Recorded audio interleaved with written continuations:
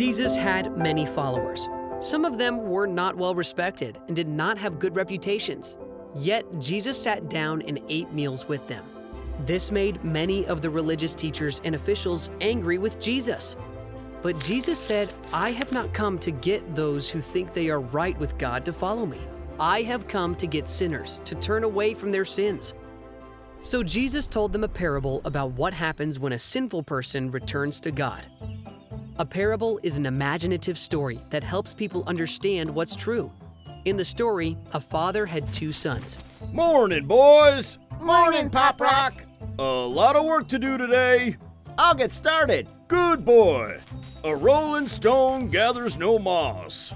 Pop Rock, can I have some money? How much? As much as I can get. The father gave his son the money, and his son traveled far from home. Gotta roll.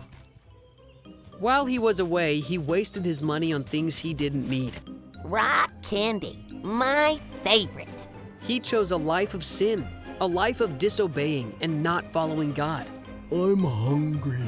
Can I have some of your food? Mind your own business.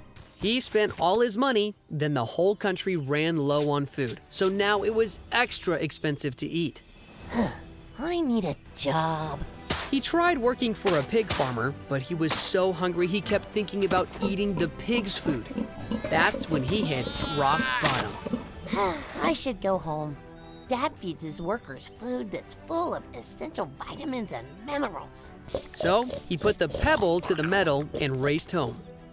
Back at home, the father watched the road every day, hoping that his son would come back.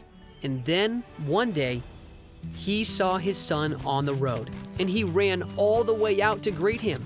You don't have to think of me as a son, but will you give me a job?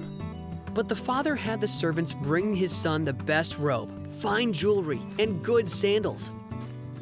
Then he ordered them to cook up the best calf for a party. He said, It was like this son of mine was dead, and now he is alive again. He was lost, and now he is found. Hooray! This was a joyful moment for the dad and the youngest son, but not everyone was happy. I'm so mad.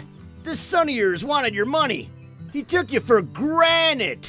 But we had to celebrate and be glad. It was like this brother of yours was dead. The youngest son in this story is like sinners who go away from God. The father in this story shows us what God is like.